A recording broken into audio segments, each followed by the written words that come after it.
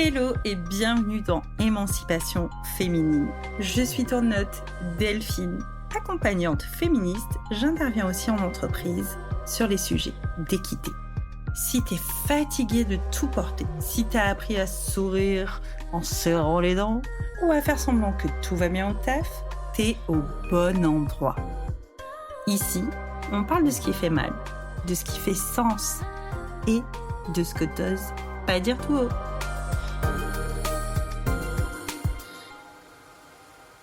Bienvenue Lucien dans Émancipation féminine. Je suis ravie de te recevoir. Est-ce que tu peux te présenter sans forcément parler de ton métier tout de suite, s'il te plaît? Oui, merci beaucoup. Je suis très content d'être là. Je suis Lucien. J'ai 2 enfants, une femme, un grand d'une précédente union. Et un plus petit avec Sarah. Ta compagne actuelle. Ma compagne actuelle, voilà. Qu'est-ce que je pourrais dire encore sur moi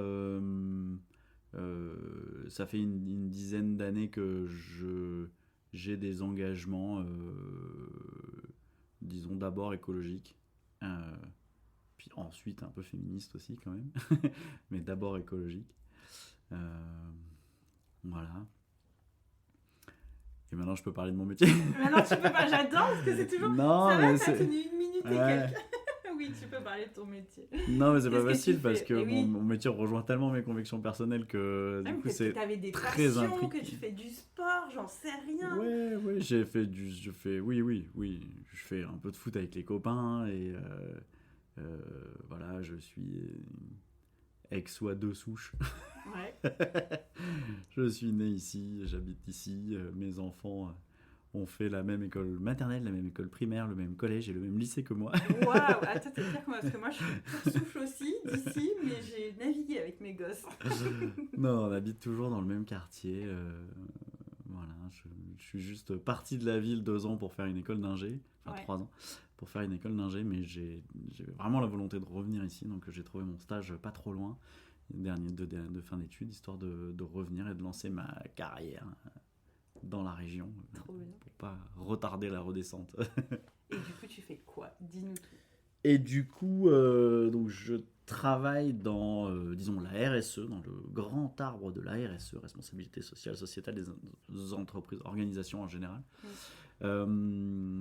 Et dans ce grand arbre de la RSE, je suis assis sur 2 branches en particulier. La première, celle qui est un peu plus historique et celle qui me fait encore vivre actuellement, c'est le carbone. Donc j'ai beaucoup animé des fresques du climat. Ouais. Maintenant c'est moins ça et plus du bilan carbone que je fais pour n'importe quel type d'organisation, enfin peu importe. Et l'autre branche sur laquelle je suis assis, c'est le sexisme ordinaire. J'interviens en entreprise, dans les organisations pour essayer de travailler sur cette question d'égalité femmes-hommes. Trop bien. Comment ça s'est fait cette jonction-là? Donc au début, t'as fait un diplôme d'ingé côté Classique. écolo, quoi. Ah non, Même pas. classique. Ah non, Je pensais que t'avais fait non, une option, une non. spécialité. Même pas? Bah attends, il faut que tu nous racontes ça quand même. Tu peux pas nous dire ça comme ça. Qu'est-ce qui s'est passé alors? Non, j'ai une première. Donc, pendant 12 ans, j'ai été chef de projet. Donc, j'ai fait mon diplôme d'ingé, c'est un diplôme d'ingé mécanique à dominante. Généraliste à dominante mécanique avec une option automatisme, pour être clair. Et j'ai travaillé d'abord pendant une 12aine d'années comme chef de projet sur des systèmes automatisés. Donc là, les clients étaient dans le nucléaire, dans le ferroviaire, dans la défense.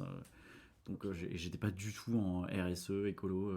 J'étais loin de ces sujets-là. Moi, perso, j'ai un bilan carbone à faire rougir Bernard Arnault, quoi. Mais non. Ah bon? Quand même pas, attends, non. Quand même pas. Ils ont une heure de Bernard Arnault. Non, j'ai beaucoup voyagé, je prenais beaucoup l'avion, je me posais pas trop ces questions-là. Ces questions sont rentrées dans ma vie avec Sarah. Et on a commencé par regarder les déchets au début. Mon engagement vraiment est arrivé par le 0 déchet.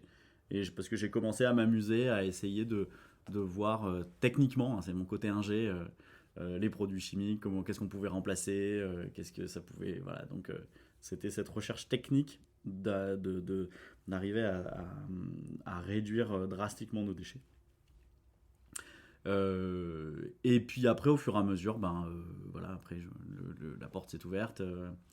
Alors elle s'est ouverte d'abord donc quand je gérais un tiers-lieu aussi qui s'appelait Rue Piétonne. Ici à Aix. Ouais, sur Aix. Donc en fait, je gérais, disons, bénévolement un tiers-lieu qui n'avait pas encore de vocation écologique au démarrage. C'est très vite venu. Qui était plutôt... moi, j'étais donc dans un cabinet de conseil. Enfin, j'avais mon cabinet de conseil. On faisait des formations. Et donc, l'idée, c'était plutôt je prends un lieu bien trop grand pour moi. Comme ça, je sous-loue plein de trucs et ça me paye mon bureau, quoi. L'idée, c'était là. Trop bien. Hyper malin.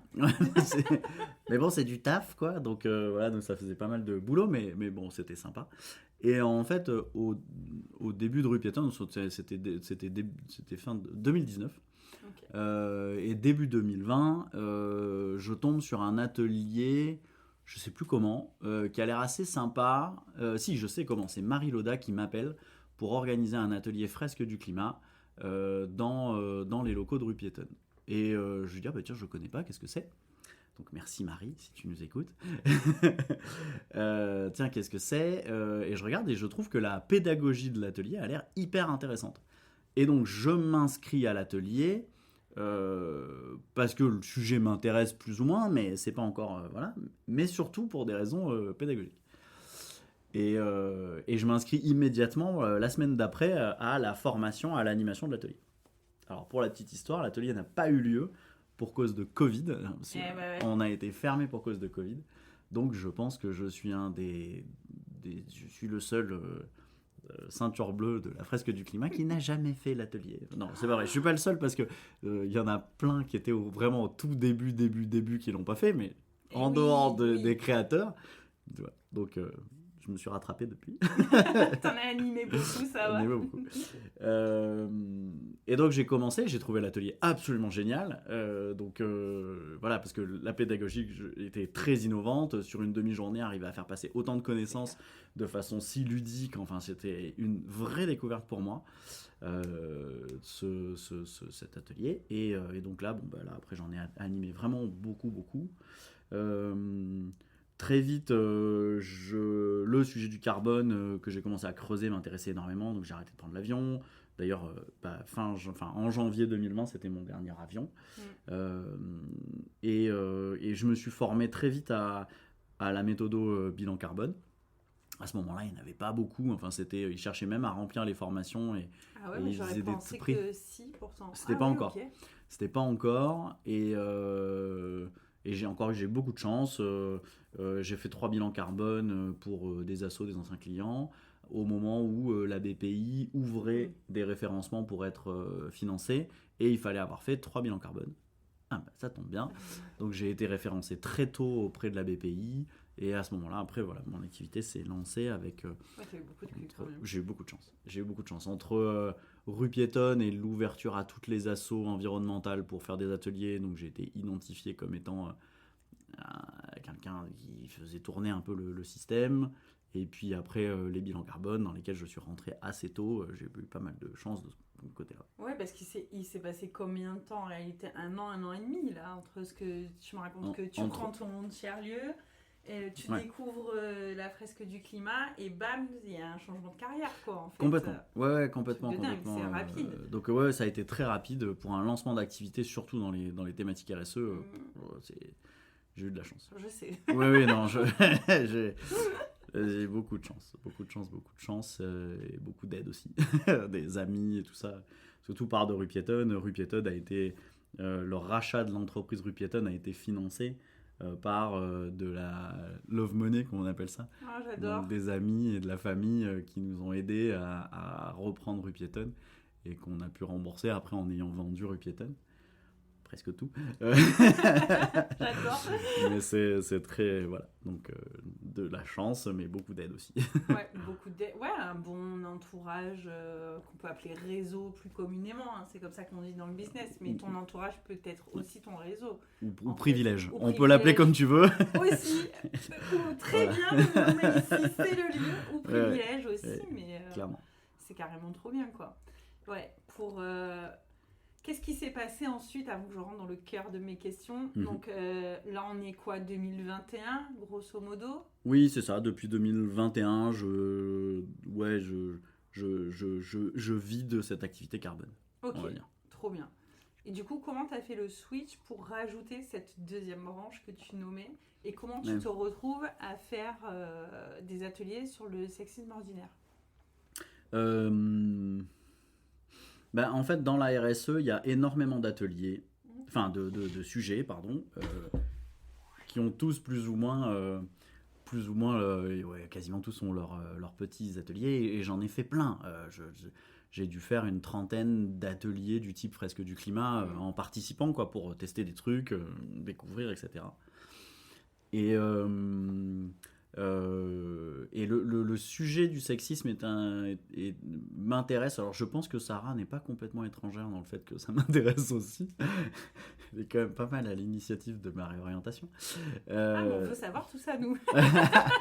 Non, mais autant pour le côté écolo, c'est clairement... allez, on a commencé avec le zéro déchet. Sarah m'a poussé à ça, donc puis moi je trouve ça rigolo, donc on est parti là-dessus. Autant sur le sexisme, je me souviens pas du déclencheur, mais je sais qu'elle est pas étrangère à ça. Et puis c'est un sujet qui m'a toujours plus ou moins intéressé, de loin, quoi, mais bon, voilà, on en reparlera peut-être après, mais... Et en fait, ça faisait un moment que je cherchais, que je ne trouvais pas un atelier qui me satisfaisait pour pouvoir fonctionner sur ce sujet-là. Alors, il y avait un jeu qui s'appelle Moi c'est Madame, que je vous conseille, édité par Eclap, donc c'est Axel Gay, une Marseillaise, qui l'a créé, qui l'édite, donc je fais un peu de pub, il est très sympa, c'est un peu... Mais à utiliser en entreprise, c'était pas jouable, parce qu'en fait c'est un peu un blanc manger coco. Ok, ouais, c'est un peu long, quoi. du sexisme, c'est un peu violent. Disons que ça va pas créer...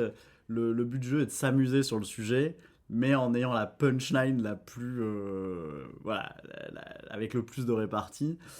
Et ça amène pas forcément à créer de l'empathie, ou voilà. Donc à jouer entre amis, c'est vraiment bien. À intégrer dans une entreprise, c'était peut-être un peu compliqué. Bon, ok, donc ça, j'ai laissé tomber. Après, il y a la fresque du sexisme, mais à ce moment-là, il n'y avait pas d'atelier, donc je ne l'ai pas faite. Et puis arrive Anne-Gaïde Plourde, qui vient à Rue Piétonne pour animer la fresque de la diversité. Et que j'ai trouvé absolument génial. Et Anne-Gaïde est une excellente animatrice, donc j'ai beaucoup aimé ça. Et puis... quelques temps après, on en discute, je sais pas, et puis elle me dit moi j'ai créé un jeu qui s'appelle ISOXY sur le sexisme ordinaire. Très bien, tu vas me montrer ça. Donc on a organisé un atelier, c'était très sympa, l'atelier est vraiment très très bien conçu et permet justement de créer ce que je retrouvais pas avec d'autres jeux, mais vraiment aller créer de l'empathie et de la prise de conscience des hommes et des femmes sur le problème du sexisme, en particulier de sexisme ordinaire, la volonté comme dit Anne-Gaïde, de diminuer le niveau de piment, c'est-à-dire que on va pas parler, enfin on va en parler, mais on ne va pas traiter les problématiques de viol, d'agression sexuelle ou de féminicide, bien qu'on en parle, mais on essaie de travailler plutôt sur le bas de la pyramide des violences sexistes et sexuelles, qui est plutôt sexisme ordinaire, sexisme hostile, sexisme bienveillant, tout ça, quoi. Donc, et en essayant de casser cette base de pyramide, d'essayer de faire effondrer le reste de la pyramide, c'est-à-dire de rendre moins possible, moins probable, par des actes plus graves, disons, par l'établissement d'une culture d'entreprise ou d'organisation qui soit plus inclusive. Et l'exemple qu'on donne toujours, c'est si vous arrivez dans une équipe, s'il y a un nouveau qui arrive dans une équipe qui fait une blague sur la longueur de la jupe de la stagiaire, si tout le monde rigole, ça crée un climat dans lequel il est possible que cette personne-là aille faire des choses plus graves. Ouais. Si par contre c'est un stop immédiat en disant « Ah non, je suis désolé, mais là, peut-être que sur d'autres groupes ça passe ce type de blague, mais là, ici, c'est pas jouable, hein, on est vraiment hyper à cheval là-dessus, on fait attention, le sexisme, tout ça, donc ouais, ça c'est pas possible. » Bon bah là il y a quand même beaucoup moins de chance. Je dis pas que c'est pas possible ou que c'est voilà, mais en tout cas ça limite la possibilité d'escalade. Et voilà. Et je me souviens plus du tout de quelle était ta question. C'est très bien, tu peux boire. Je t'en prie. Quelle était ma question de comment tu t'étais formée, comment ça t'est venu dans ta vie le sexisme ordinaire? Donc tu viens d'y répondre. Voilà. En grande partie quand même. Ok. Et comment tu as décidé de te former à ça? En quoi tu t'es dit, en fait, dans ma casquette, ok, je fais déjà du bilan carbone, je fais des fresques du climat, donc je fais déjà pas mal de prévention. Pourquoi ce sujet-là, quoi? Pourquoi ce sujet-là, ouais, particulièrement? Parce que effectivement, des fresques, il y en a des tonnes, en fait. Oui, il y en a des tonnes. Donc, le côté climat est assez anxiogène, parce qu'en fait, on travaille sur un sujet où si la transition ne se fait pas, c'est la viabilité de la planète pour toutes les espèces vivantes et notamment l'humain qui est remise en question sur une bonne moitié du territoire, quoi. Donc, enfin du territoire de la planète. Donc on est sur des problématiques où les impacts pourront être très très très graves. Donc déjà il y avait un peu cette volonté de peut-être essayer de sortir un petit peu de ce sujet-là. Donc du coup, pour aller vers la biodiversité, parce que c'est le même bordel, mais je voulais quand même avoir un sujet sur lequel j'avais de l'impact, un sujet qui m'intéressait, et qui était un petit peu moins anxiogène. Alors, j'ai envie de doucement rire. Voilà, c'est ça. Tu t'attaques aux violences sexistes et sexuelles, en quoi c'est moins anxiogène, Lucien? Donc j'essaie. Alors, d'abord parce que je suis un homme. Oui. Et que... Cis blanc hétéro avec toute la banderole de privilèges que vous voulez qui traîne derrière, aucun problème, j'en suis tout à fait conscient. Donc forcément c'est un sujet qui me percute moins que si j'étais une femme. Et je dirais que les conséquences sur l'humanité, attention, je compare des choses qui ne sont pas comparables, mais ça entraîne moins de morts. Oui, si je veux aller directement. Oui. Il y en a énormément, il y en a beaucoup trop, bien sûr, évidemment, mais disons qu'on n'est pas sur des centaines de millions, voire des milliards de personnes qui ne pourront pas survivre à un dérèglement climatique. On n'est pas sur ce même niveau d'échelle. Donc déjà, c'est un peu moins anxiogène.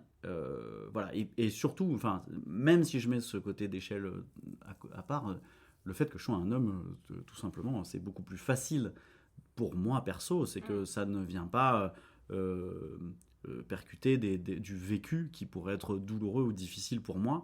Et voilà, donc j'en suis bien conscient et je suis aussi content de pouvoir traiter ce sujet-là sans être impacté, parce que ça me permet d'avoir un certain détachement qui me permet d'animer des ateliers, justement. Parce que l'autre sujet, c'était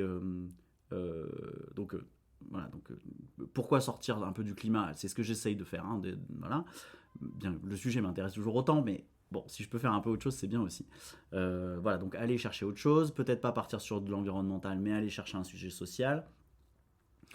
Voilà, et ensuite, en travaillant sur le sujet, déjà intellectuellement, il est très nourrissant pour moi, parce que comme je le disais avant de m'intéresser à la question, j'en étais conscient, mais pas militant et pas au fait du sujet. Faut être honnête, égalité salariale, oui, je savais. Voilà, bon, est-ce que ça allait un peu plus loin? Oui, ça allait plus loin sur les féminicides, etc. Donc, ok, mais en travaillant sur le sujet, j'ai appris énormément de choses. Donc, intellectuellement, c'est extrêmement intéressant d'apprendre des choses. J'ai toujours été de ça. Donc, voilà, ça m'a beaucoup fait avancer, ça m'a beaucoup fait évoluer personnellement. Donc, ça, j'apprécie aussi beaucoup. Et ensuite, c'est un sujet à impact. Ouais, complètement. Et quand on sort d'un atelier de fresque du climat, au début, il y a c'est 6 ans, 5 ans, quand on faisait un atelier, les gens nous regardaient avec des yeux, mais ah ouais. C'est déprimant, quoi. Mais c'est déprimant, mais c'est surtout la surprise des chiffres. Personne ne savait qu'il fallait descendre en dessous de 2 tonnes de CO2 par personne. Personne ne connaissait l'écart qu'il pourrait y avoir à 2 degrés. Enfin, pourquoi 2 degrés? Qu'est-ce que ça représente? On est déjà à plus d'1 degré, etc. Tous ces chiffres-là, les gens ne savaient pas. Et donc, il y a eu un énorme travail pédagogique, mais en grande partie grâce à la fresque du climat. Je suis convaincu, c'est pas les médias mainstream qui ont communiqué sur ces sujets-là, mais en grande partie grâce à la fresque, ce sujet s'est imposé comme étant un sujet important. Bon, maintenant c'est fait. Je dirais que la sensibilisation, elle est faite. Il y a toujours des gens qui sont climato-sceptiques, etc. Et on n'aura jamais terminé d'expliquer le sujet. Ok, mais quand on anime un atelier de la fresque du climat, on n'a plus ces réactions de « mais non, gros effet, c'est pas possible, arrête, je savais pas ». Voilà, sur des points de détail, ah tiens, je savais pas ce point-là, ouais, ok d'accord, on apprend toujours des choses, mais sur le gros du sujet, je pense que la sensibilisation a bien été faite. Donc j'avais perdu la sensation d'impact avec ce sujet. Voilà. Quand on fait un atelier sur le sexisme ordinaire, les gens ils regardent avec des yeux ronds. Il y en a beaucoup qui découvrent le sujet, comme moi je l'ai découvert il y a quelques années, mais c'est voilà, sur des chiffres, sur le côté systémique, en fait chaque sujet, chaque thème, chaque minute de notre vie est sujet à une problématique sexiste. Et plus ou moins grave, plus ou moins profonde, mais toute notre société est organisée et sexiste. Et c'est très intéressant de se rendre compte de ça. Donc voilà, intérêt intellectuel, enfin voilà, de sujet qui me fait progresser moi perso, le fait que c'est un sujet qui a de l'impact. Ouais. Et après, il y a un autre truc qui m'intéresse aussi beaucoup, c'est le challenge professionnel, parce que animer des ateliers d'intelligence collective, bon, j'en anime, je crois, entre 15 et 20, enfin je suis formé à l'animation de 15-20, j'en ai fait, c'est mon boulot, hein, donc j'en ai fait beaucoup. J'en crée, tout ça, notamment avec Udetopia, enfin c'est une autre asso, bon bref, on en parlera peut-être, mais voilà, donc c'est très intéressant. Et ces ateliers d'intelligence collective font remonter toujours plus ou moins d'émotions, et la gestion de ces émotions et des témoignages et des anecdotes que peuvent amener les participantes dans n'importe quel atelier d'intelligence collective sont plus ou moins difficiles à faire, difficiles à gérer, demandent plus ou moins d'expérience. Ben là, avec ISO-XY et avec ce sujet-là, on se retrouve à devoir gérer des situations dans lesquelles il y a énormément d'émotions qui sont en jeu, très très fortes, et c'est très intéressant. Enfin, voilà. Donc ce challenge-là est intéressant pour moi. Est-ce que tu n'as pas l'impression, moi je parle de mon point de vue situé à moi, qui est aussi une meuf cis hétéro-blanche, mais qui anime un autre atelier qui sont très complémentaires, qui est la fresque de l'équité, mais moi ça me fait ça dans l'impact social et des prises de conscience. J'ai l'impression de faire un peu de la sociologie en direct en fait. Je sais pas si, alors à toute petite échelle, parce que moi dans mes ateliers c'est 12 personnes maximum, donc, mais j'ai l'impression qu'à chaque fois qu'il y a un nouveau groupe, en tout cas dans les miens, je pose toujours la question de avec quoi ils arrivent. Donc souvent ils arrivent avec des certitudes, beaucoup les hommes d'ailleurs, mais certaines femmes aussi, beaucoup, ça dépend des âges en fait. De toute façon on y est à l'équité et à l'équilibre, donc moi c'est un sujet qui est connexe au tien, parce que nous on inclut les violences sexistes sexuelles, mais on va pas aussi loin que toi dans le sexisme ordinaire. Mais des fois j'ai l'impression de me dire, c'est comme un peu anthropo-sociaux, de voir en direct comment un système de pensée au démarrage d'un atelier se pose là dans la parole du groupe, et comment ça ressort à la fin. Moi ça me fait beaucoup ça. Je sais pas si toi ça te fait quoi quand tu vois ok, il y a beaucoup d'émotionnel, il peut y avoir des émotions très très fortes parce que c'est des sujets graves, importants, et qu'il y a des personnes, il peut y avoir des résurgences aussi de mémoire traumatique ou de choses comme ça. Après tout le monde n'est pas obligé de partager sur le sujet, mais ça te fait quoi toi quand tu sors d'un atelier comme ça? Moi, ça me nourrit énormément. Enfin, que ce soit parce que tu vois l'évolution, tu vois l'impact et tu vois des hommes qui te disent mon préféré c'est mais en fait je suis venu avec la certitude que j'allais être pointé du doigt comme faisant partie du problème, et je repars en ayant compris que je faisais partie de la solution. Alléluia. Donc voilà, ou un gars qui me dit en sortie d'atelier, en fait moi je pense que je suis un problème. J'ai des... Non, c'est pas comme ça qu'il l'a formulé, mais il m'a dit j'ai des comportements qui sont probablement problématiques. Je vais y réfléchir et je vais changer. Et j'ai appris que juste avant l'atelier, j'étais pas dans la salle à ce moment-là, mais il s'est assis à côté d'une participante. Il l'a regardée d'un regard dégueulasse de haut en bas en lui disant « Hey, je suis plutôt bien accompagné pour cet atelier. » Énorme, j'ai failli m'étouffer avec et en sortant, le gars me dit « Ah, mais j'ai compris que j'avais des comportements problématiques et je vais changer. » Mais c'est génial. Enfin, ça me nourrit énormément. Donc il y a ça, il y a des femmes qui me disent mais je comprends que toute ma carrière professionnelle, une femme qui a 60 ans, n'aurait pas dû se dérouler comme ça. Je comprends là que tout ce que j'ai subi et il y a une grande partie des choses que j'ai subies, que j'ai intériorisées comme étant venant de moi, que j'aurais dû accepter, etc. Alors qu'en fait, je n'aurais pas dû accepter ça. Et tu me dis que toute ma carrière professionnelle aurait dû être différente. C'est hyper intéressant parce que alors sa carrière elle va pas pouvoir évoluer grandement, elle était en fin de carrière, mais je sais que quand elle va transmettre, quand elle va en parler, à rebond il va y avoir de l'impact. Et que ce soit donc ça sur l'impact, ou que ce soit des personnes qui partagent des moments tu disais des traumas, qui partagent des moments traumatiques.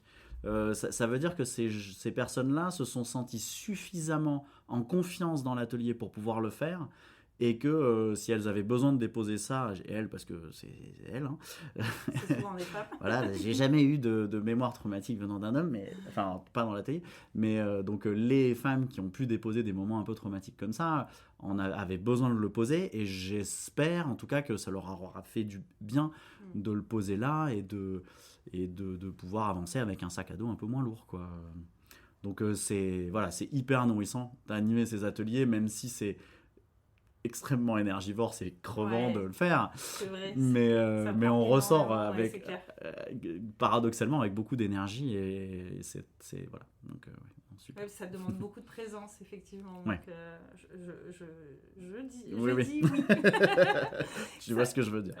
Du coup, ça m'amène une question que j'avais préparée. Je l'avais pas tournée comme ça, mais je vais la prendre avec tes mots que tu as dit. Est-ce que toi, par exemple, le fait d'être formé à l'identification du sexisme ordinaire, tu as dit que dans un de tes ateliers, il y avait eu un homme qui avait eu une prise de conscience. Est-ce que toi, ça t'a fait ça, peut-être sur ton passé ou pas du tout?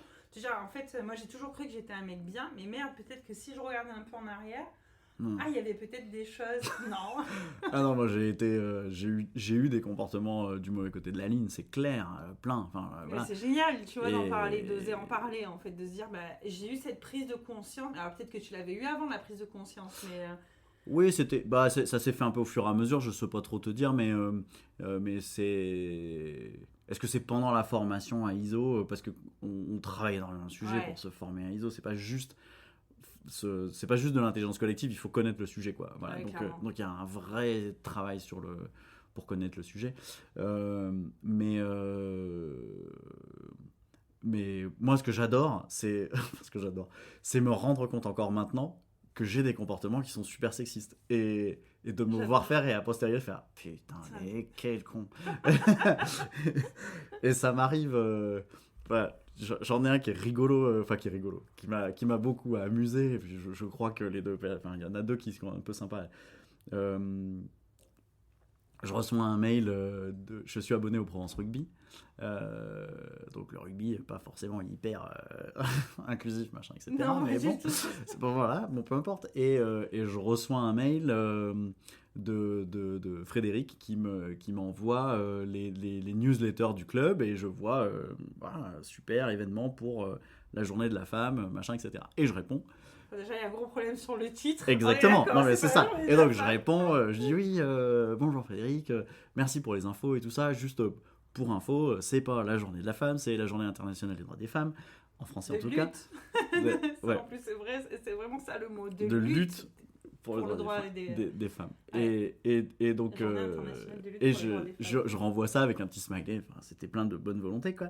Et je reçois, merci Lucien pour l'info, j'y ferai attention, mais moi c'est Frédéric QUE, Frédéric Aquincé, c'est un homme. Retour à l'envoyeur, superbe. Donc je me suis platement excusé, après je l'ai rencontré, tout ça, donc on en a plaisanté. Mais vraiment, c'était, voilà, ça superbe, où... enfin, on se rend compte que c'est ancré. Ouais, tu t'es dit c'est le rugby, donc Frédéric ça va être un mec. Garçon, donc je réfléchis pas, je regarde pas vraiment comment ça s'orthographie, quoi. C'est énorme. Et ouais. Où, dans un bureau à rue piétonne, il y a une dame qui vient louer un bureau pour mettre un salon d'onglerie, de manucure et de pose d'ongles. Très bien, on visite le truc, elle est avec son mec et on visite le bureau et elle me demande là, est-ce que je pourrais installer des étagères? Je dis oui, bien sûr, pas de problème. Et je me tourne vers son mec et je lui dis tu sais, si t'as besoin d'outils, de bricolage et tout, t'es pas obligé d'amener, tu me demandes, j'ai plein de trucs sur place. Et là, il me regarde, il me fait mais non, moi, le bricolage, c'est pas mon truc, ça, c'est elle. Allez, superbe. Donc voilà, magnifique. Bref, aider comme ça, on en fait tout le temps. On en fait tout le temps, et moi le premier, quoi. Voilà. Mais c'est bien de le déposer et d'en rire, parce que souvent... Alors moi, c'est dans les conversations que j'ai, ça dépend tellement de notre entourage, mais souvent, c'est des sujets entre hommes et femmes qui sont un peu brûlants, en fait, toutes ces histoires d'équité, de sexisme, de féminisme même, vraiment. Et tellement de gens qui ne comprennent pas, même des gens qui se disent « mais moi, je suis un mec bien et je suis pour que l'égalité homme-femme », mais au final, dès qu'on commence... à nommer que ce qu'il possède, c'est un privilège, c'est tout de suite, je sais pas si c'est une défense ou l'ego qui se met en place, mais il y a comme un sujet réfractaire, en fait. Je sais plus ce que je voulais dire, pourquoi je disais ça. Donc, hyper intéressant, oui, voilà, c'est ça. J'ai le cerveau qui a popé. Hyper intéressant de voir que on peut en rire et on peut dédramatiser le sujet, et c'est pas parce qu'on travaille sur ces sujets, moi, c'est ce que je dis tout le temps dans mes ateliers, j'ai beau être une femme, parler de féminisme et du féminisme intersectionnel, parce que c'est vraiment là où moi je me nourris le plus. J'ai des biais racistes, j'ai des biais grossophobes, j'ai des biais sexistes, j'ai des biais patriarcaux, je veux dire, parce qu'on est né dans cette culture-là et que j'espère ne jamais rencontrer quelqu'un qui me tiendrait le discours de je suis totalement déconstruite et j'ai plus rien à faire, parce que je me dirais warning, attention, danger, gourou en vue. Je sais que mon système intérieur il serait en alerte, parce qu'en fait on se déconstruit tout le temps, je crois. Exactement. On se reconstruit. Alors il y a des gens qui n'aiment pas le mot se déconstruire, mais voilà quoi, c'est pour faire ce petit lien là. Je relis mes questions quand même. Peut-être dans ton cabinet avant, c'était quoi? Cabinet de conseil, t'étais à ton compte ou t'étais salarié? Toujours à mon compte, Enfin, ça fait... toujours été à ton compte? Non, pardon. En fait, j'ai fait... quand j'étais ingé, j'étais employé, quoi, salarié. Ouais. Ensuite, j'ai fait un MBA pour changer d'air, quoi. Enfin, j'avais envie de changer. Et à partir de là, donc, je suis à mon compte depuis 2015. Ouais, donc, alors je vais te ramener peut-être dans des lointains souvenirs, mais peut-être dans tes interventions d'entreprise, si tu as pu peut-être vivre ça. Est-ce qu'il y avait une situation, tu vois, au travail ou en tant qu'intervenant, que peut-être un jour tu t'es dit, mais seulement après coup, là, j'avais pas vu que ça pouvait être plus compliqué, par exemple, pour une femme dans l'univers du travail? Ça peut être sur tout, tu vois, tu allais en parler de salaire, ça peut être, je sais pas, la carrière, ça peut être l'intégration, ça peut être tout ce que tu veux. Des moments où a posteriori je me serais... Mais en... Je peux clarifier si tu as besoin. Non, en fait j'ai des exemples où je me suis rendu compte que la situation était sexiste sur le coup, qui me viennent, même d'avant, quand j'étais salarié.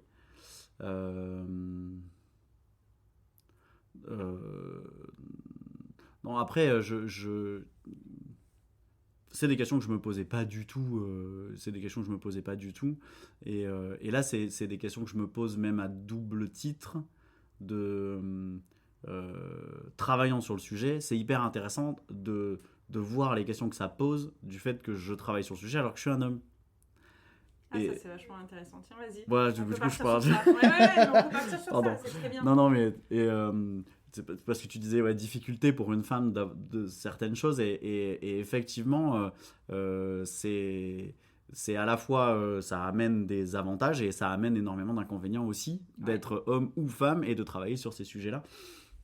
Donc déjà, sur ISO, on essaie d'intervenir en binôme mixte. Comme ça, au moins, on a les points de vue des deux côtés. On peut répondre plus facilement d'un point de vue ou de l'autre point de vue. Et puis, on a la crédibilité recherchée par les uns, par les unes, chez l'un ou chez l'autre. Enfin, peu importe, tous les croisements sont possibles. Mais au moins, on a ces choses-là. Mais moi, je me rends compte, en tant qu'homme à travailler sur le sujet, que à la fois ça me facilite le travail parce que quand j'ai une femme en face de moi, elle se dit, j'en sais rien, je sais pas ce qu'elle se dit, mais j'ai l'impression que alléluia, un homme qui parle du sujet. Donc j'arrive avec d'abord la crédibilité, et voilà, le fait que je sois un homme m'amène la crédibilité naturelle qui va avec ma paire de et je pouvais les déposer. C'est le titre de notre podcast, c'est pas moi qui en suis l'autrice. Sur la table. Et donc voilà, donc ça amène cette question de facilité, et puis autant en profiter. Et puis ça toujours, je suppose, vachement de... Moi je sais que dans ma posture, quand je prospecte les entreprises, ils sont toujours mais c'est une femme, est-ce que c'est du militantisme? Exactement. Ils ont vraiment, où je suis obligée de redire que non, je suis apolitique et non militante quand je suis avec ma veste de la fresque de l'équité. Ce que je fais après en dehors et le reste de ma boîte ou de ma vie perso, ça me regarde, mais je suis très d'accord avec toi que ça doit être facilité. Nous on a des hommes aussi, clairement. Et on fait pas le même business. Non, mais c'est... Vous êtes avantagés sur ça quand même. C'est évident. C'est un truc de fou, quoi. Là, je suis en train de monter un festival sur le sexisme, sur les problématiques sexistes, et c'est clair que je le vois. C'est-à-dire que les portes s'ouvrent facilement. Enfin, j'ai aucune difficulté à monter le truc, alors que je suis tout à fait conscient que si j'avais été une femme, ça aurait été beaucoup plus compliqué. Mais autant en profiter. Voilà, j'en suis conscient, j'en profite, allons-y. Et en même temps, j'ai aucune crédibilité pour parler du sujet vis-à-vis de certaines nœuds, souvent. Quand j'interagis avec des femmes qui militent pour ces causes-là depuis des années, des dizaines d'années, moi j'arrive là, ça fait 1 an et demi, 2 ans que je suis formé à ISO XY, et donc elles peuvent avoir l'impression de mansplaining, etc. Et bien sûr que je le fais de temps en temps, voilà. Mais bon, j'essaie d'en être le plus conscient possible, de faire attention à ça, etc. Mais c'est très intéressant de voir les différences de posture qu'il faut avoir dans certaines situations. Voilà. Donc ça m'amène plein de questions que je ne m'étais jamais posées avant. Voilà. Comme quoi, par exemple ? Sur le festival, par exemple, essayer d'aller chercher des femmes, très principalement des femmes. Il y aura aussi des hommes sur certains sujets, mais très principalement des femmes, pour essayer et de les rémunérer le plus possible, clairement. Ça, on adore. Ouais. Non, mais c'est vrai. Pour essayer de rétablir à petite échelle autant que possible, pas grand chose, mais les écarts de rémunération entre femmes et hommes, donc d'essayer d'avoir une rémunération sur le festival qui soit la plus transparente et la plus équitable possible. C'est une vraie question. C'est pas évident, j'imagine. Non, c'est pas forcément évident, mais voilà, et se poser la question, est-ce qu'on fait intervenir des hommes sur scène ? Est-ce qu'on fait pas intervenir des hommes ? Lesquels ? Quel type de société ? Ça, après, il y a des choses qui font aussi écho avec ce que je faisais sur l'environnement, mais si on fait des partenariats avec des entreprises, est-ce qu'on n'est pas sur du pinkwashing ? Est-ce qu'on n'est pas sur des choses comme ça ? Bon, voilà, C'est C'est vrai que ça, c'est des questions éthiques que je me pose aussi, mais ça sera en dehors. J'avais cette question qui me brûlait les lèvres, parce que tu es quand même dans beaucoup de milieux engagés, que ce soit écolo ou pas. Est-ce que toi, tu vois des formes de sexisme peut-être plus subtiles ? La question, c'est comment ça se passe au milieu des gens qui sont plus ou moins déconstruits sur certains sujets ? Est-ce qu'il y a des résidus ? C'est ce qu'on est un peu en train de se dire quand même, que humainement, on ne peut pas tout enlever. Comment ça se passe et est-ce que c'est difficile à nommer pour ces personnes-là, peut-être ? Parce qu'ils vont peut-être se dire, je vais loin dans ma question, mais ah ouais, mais admettons, oui, mais bon, c'est bon, Lucien m'a fait cette blague, mais ça, je sais que c'est un homme déconstruit, donc ça passe. Tu vois, la limite de la question, la finesse...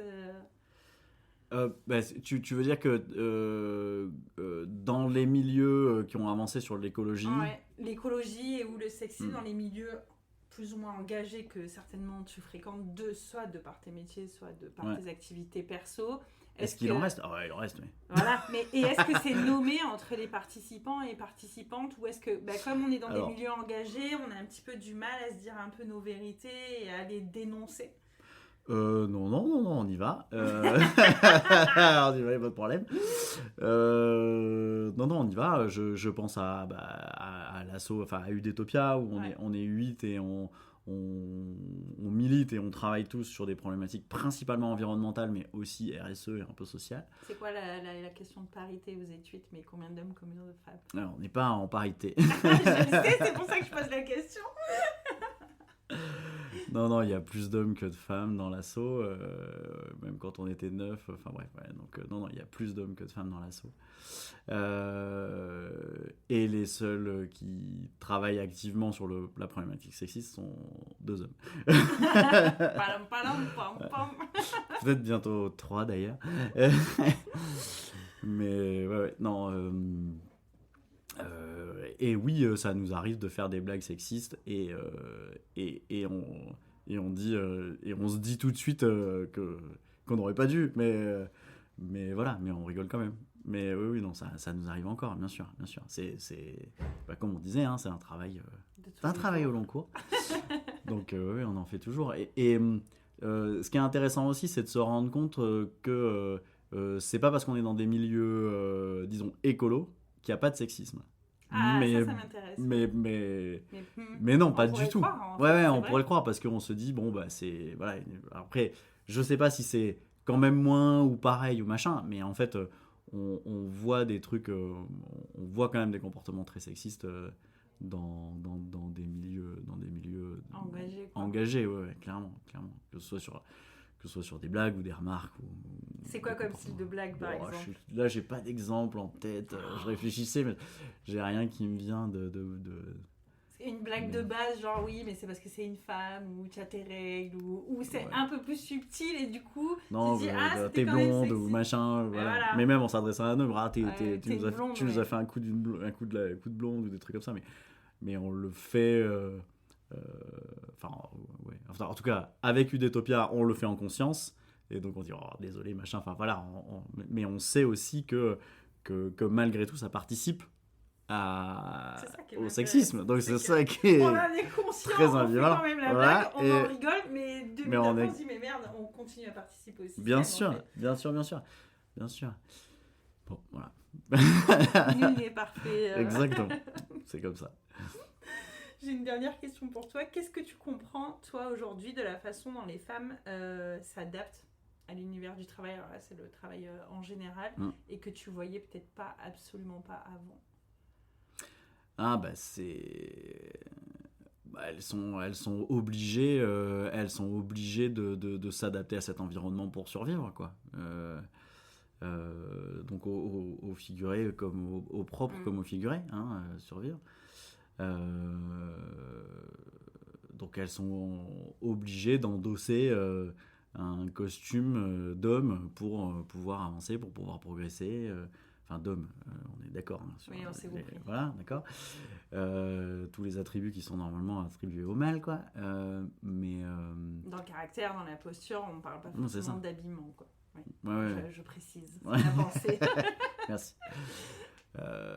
Et puis c'est d'autant plus difficile que qu'on leur remet souvent sur le dos la charge de changer, quoi. On leur dit, le plafond de verre, c'est parce que vous n'osez pas assez. J'ai encore entendu vendredi. Voilà, donc c'est pas possible, quoi. Enfin, Ouais. c'est pas, c'est la double peine. Enfin bon, bref, et triple parce qu'elles ont moins les moyens de s'adapter. Ouais. Enfin, bref, c'est une charge très lourde et qui devrait pas porter sur leurs épaules, quoi. Ouais, c'est vrai. Enfin, après, devrait être répartie, quoi. Voilà, de partout. Justement, qu'est-ce que tu dirais, et c'est vraiment la dernière, qu'est-ce que tu dirais à un homme qui aurait peut-être envie, comme on dit communément, de devenir un allié, mais qui ne saurait pas par où commencer, en fait? Que ce soit parce qu'il travaille dans une entreprise ou rien que dans son univers personnel, parce qu'il a une femme, une fille, des nièces, une sœur, peu importe l'âge, une petite copine, ou voilà. Alors moi, je vais te répondre sur moi ce qui m'a poussé, ce qui a marché sur moi. C'est pas forcément les inégalités salariales que tout le monde connaît, le plafond de verre, le machin. Bon, ce sont des choses qui sont qu'on entend tout le temps et du coup qui ne relèvent pas d'alarme en fait dans le cerveau parce qu'elles sont trop récurrentes. Enfin, c'est mon analyse. Voilà. Okay. Moi, ce qui m'a percuté, et c'est plutôt des petites choses du quotidien. C'est par exemple une étude où on voit, alors il faut que je le décrive parce qu'on est à la radio, on voit deux images de nuit avec un paysage de nuit, un chemin de nuit qui n'est pas très bien éclairé. Et l'étude porte sur où regardent les hommes et les femmes sur cette image. Il y a un certain nombre de points rouges pour montrer où les hommes ont regardé et où est-ce que les femmes ont regardé. Et en fait, les hommes regardent droit devant. Oui. Les femmes regardaient tout en périphérie. Et en fait, c'est très intéressant de se rendre compte de ça. C'est-à-dire que, pourquoi est-ce qu'elles regardent en périphérie ? C'est parce qu'elles ont peur de se déplacer la nuit. Et, alors que les hommes, ils n'en ont rien à carrer, ça ne leur effleure même pas. Le fait que une femme de nuit, souvent aussi pareil, qui arrive seule face à une porte, elle aura déjà préparé la clé dans sa main. Ouais, là où un homme, il va aller prendre le temps de chercher ses clés, quoi. On peut prendre, moi je peux sortir mon sac, poser mon sac, fouiller dedans, etc. Une femme n'en fera pas ça. Elle aura préparé la clé avant. Bon, il y en a plein, mais un homme qui s'est déguisé en femme, qui se balade dans la rue pendant 4 heures et qui est suivi en caméra cachée, avec plusieurs caméras cachées, micros, etc. Ouais. C'est fabuleux parce que les 2 premières fois où il y a des mecs qui la sifflent, qui le sifflent et qui disent « Ah, t'es bonne, machin, etc. » Ça le fait marrer, limite ça le flatte, etc. Et en fait, au bout de 10 minutes, il en a marre. Ouais. Mais vous, c'est toute votre vie. Exactement. Voilà. Enfin, ça dépend de ton âge, tu vois. Non, bien sûr. Voilà. Non, mais une autre problématique encore. En tout cas, on n'est pas sur les mêmes périodes de temps. Et puis, on ne peut pas le poser. On ne peut pas enlever sa perruque et dire non, en fait, je suis un mec. Ah, merde. Bon, voilà. Donc, il y a plein de. Et c'est plutôt à se rendre compte comment est-ce que c'est vécu dans le quotidien, tout le temps.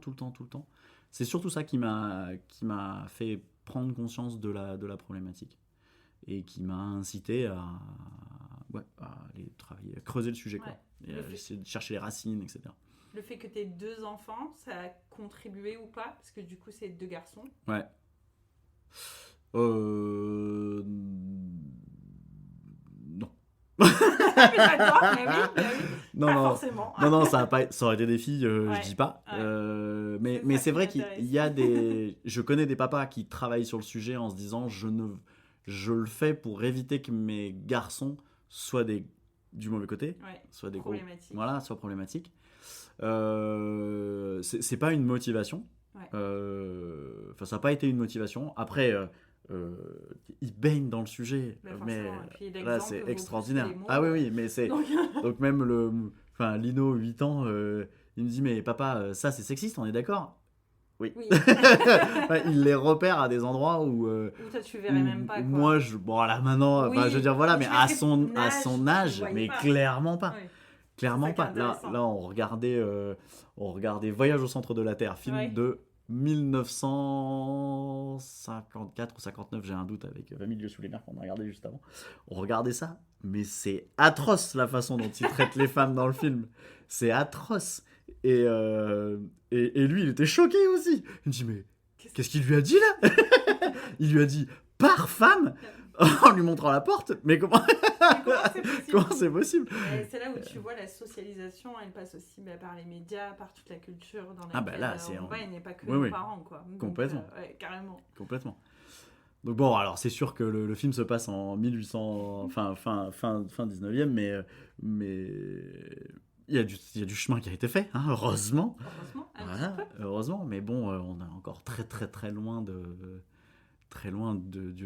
d'arriver au bout, hein, mais bon, voilà, bref. Donc tout ça pour dire que il baigne dedans, même si ça a pas fait partie de mes motivations, de mon déclencheur, en tout cas, mais ça l'est chez d'autres papas, ouais. C'est pour ça que je voulais faire cette jonction-là pour me dire, tiens, j'avais pas posé la question, est-ce que ça avait pu l'être? Donc, le mot de la fin. Tu dirais quoi, peut-être, à un homme qui serait comme toi, mais il y a quelques années? Qu'est-ce que tu lui dirais aujourd'hui? Renseigne-toi. J'adore. Renseigne-toi. Non, mais renseigne-toi. Juste ouvre des bouquins, ouvre des podcasts, regarde les chiffres, regarde les rapports officiels du Haut Conseil pour l'égalité. Voilà, renseigne-toi. Et c'est exactement le même conseil que je ferais à quelqu'un qui découvre les problématiques climat, biodiversité, etc. C'est renseigne-toi. Et tu vas voir que t'as pas les bons médias, en fait. Si tu sais pas, c'est que t'as pas les bons médias. Et voilà. Donc, renseignez-vous. Trop bien. Merci pour ton temps. Avec grand plaisir. C'était un vrai plaisir. Merci beaucoup. Merci à toi. Merci pour ton écoute. Tu sais déjà comment faire. Abonne-toi, mets 5 étoiles et partage cet épisode. C'est ça qui fait grandir le podcast. Moi, je reste là. Je continue à parler fort pour celles qui n'osent pas encore. Je te dis à très vite et d'ici là, respire et surtout secoue les règles du jeu.